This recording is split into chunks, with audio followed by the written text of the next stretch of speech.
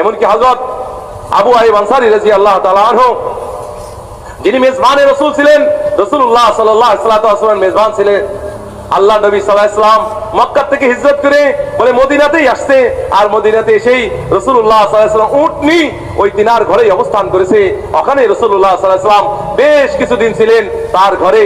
নবীদের নবী মহানবী মুহাম্মদ সাল্লাল্লাহু আলাইহি ওয়াসাল্লামের মেজবান হওয়ার সৌভাগ্য কার জুটেছে? বলে আবু আইয়ুব আনসারী রাদিয়াল্লাহু তাআলা আনহু, বলে তার ঘরে রাসূলুল্লাহ সাল্লাল্লাহু আলাইহি ওয়াসাল্লাম থাকছেন। বিশাল বড় মর্যাদার কথা, আনসারী সাহাবী, রাসূলের মেজবান। কিন্তু বয়স হয়ে গেছে এক সময়, বলে 94 বছর বয়স। 94 বছর বয়স হয়ে গেছে, শরীর ভারী হয়ে গেছে, মোটা হয়ে গেছে, শরীরের মধ্যে কমজোরি চলে আসছে।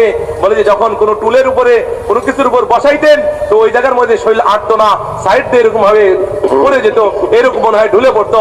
এরকম মোটা হয়ে গেছে, শরীর ভারী হয়ে গেছে, মোটা সাহাবী ছিলেন, ভারী হয়ে গেছে, বার্ধক্যে পৌঁছে গেছে, কমজোরি এসে গেছে। বলে ওই হালাতের মধ্যেই এরকম ভাবে যাবে কোথায়? সেই কস্তান্তনিয়াতে, তুর্কিয়াতে যাবে, ওই আল্লাহর দ্বীনকে দুনিয়াতে জিন্দা করার জন্য। লোকেরা বলল, আপনি তো বুড়া হয়ে গেছেন, বৃদ্ধ হয়ে গেছেন, কমজোর হয়ে গেছেন, মোটা হয়ে গেছেন, এই হালাতের মধ্যে কিভাবে আপনি আল্লাহর রাস্তায় বের হবেন? বলে তোমরা তো বলছো যে আমার মদিনায় থাকতে, ঘরে থাকতে বলছো, রাসূলের শহরে থাকতে বলছো, কোরআন আমাকে ঘরে থাকতে দিচ্ছে না, কোরআন আমাকে ইজাজত দিচ্ছে না। কোরআন আমাকে বলছে ইনফিরু খিফাফা ওয়া সিকালা, বলো বের হয়ে যাও, ধনী হও গরীব হও, সুস্থ হও অসুস্থ হও, চিকনা হও মোটা হও, যে হালাতে থাকো, সুস্থ হও অসুস্থ হও, আর হালাতে তুমি আল্লাহর রাস্তায় বের হও। কোরআন তো আমাকে বের হতে বলছে। বলে বের হয়ে গেছে। বলে উটের উপর চড়ে এই সাহাবী আল্লাহর দ্বীনকে দুনিয়াতে জিন্দা করার জন্য বলে সফর করছে। মদিনার ওই আনসারী সাহাবী, রাসূলের মেজবান, বলে চলছে বৃদ্ধ বয়সে আল্লাহর রাস্তায় সফর করতেই করছে। চলতে চলতে এক পর্যায়ে বলে যাইতে যাইতে ওই কস্তান্তনিয়া যাওয়ার আগেই, ইস্তাম্বুলে যাওয়ার আগেই যখন মৃত্যু সন্নিকটে, মৃত্যু আসা আসা ভাব বুঝতে পারে বুজুর্গানে দিন, তো তখন সাথীদেরকে বলল, আমির সাহেবকে বললেন, দেখো আমার যদি রাস্তায় মৃত্যু হয়ে যায় তাহলে যেখানেই মৃত্যু ওই জায়গার মধ্যেই আমার কবর নয়, বলতে আমার গন্তব্যে নিয়ে যেতে হবে, আমার মঞ্জিলে নিয়ে ওই জায়গার মধ্যে দাফন করতে হবে।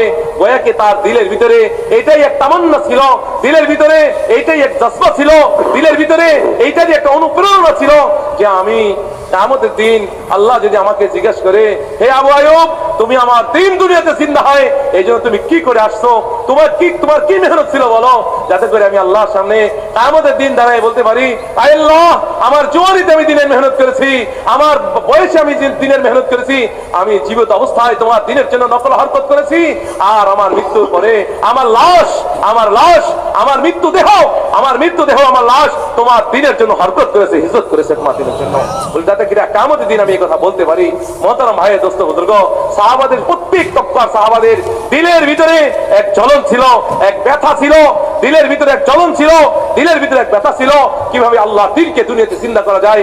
এই জন্য বিবির পরোয়া নাই, বাচ্চার পরোয়া নাই, নিজের জানের কোনো পরোয়া নাই, নিজের সুস্থতার কোনো পরোয়া নাই, নিজের বার্ধক্যের কোনো পরোয়া নাই, হার হালাতের ভিতর দিয়ে সাহাবায়ে কেরাম আল্লাহর দ্বীনকে দুনিয়াতে জিন্দা করার জন্য সফর করে পুরা দুনিয়াতে তাদের কবরকে রচনা করেছে। অল্প কিছু সাহাবীর কবর বলে মদিনাতে আছে, অল্প কিছু সাহাবার মদিনা কবর আছে।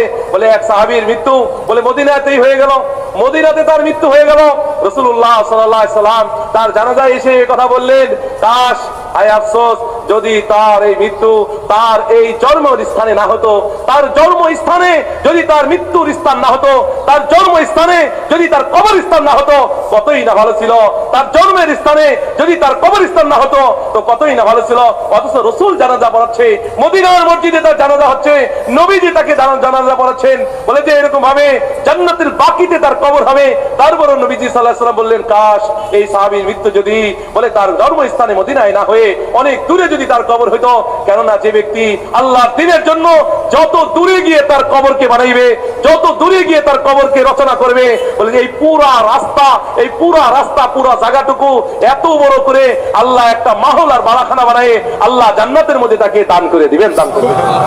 এজন্য নবী সাল্লাল্লাহু আলাইহি ওয়াসাল্লামের তামান্না ছিল যে সাহাবারা আল্লাহর দ্বীনের জন্য দূর দরাজ গিয়ে কবর বানার। সাহাবাদের মধ্যে তামান্না ছিল তারা দূর দরাজ গিয়ে তাদের কবরকে রচনা করে, কেন আল্লাহর দ্বীনকে দুনিয়াতে জিন্দা করার জন্য। এইটাই তাদের দিলের জজবা, এইটাই তাদের দিলের হরকা, এইটাই তাদের দিলের চলন।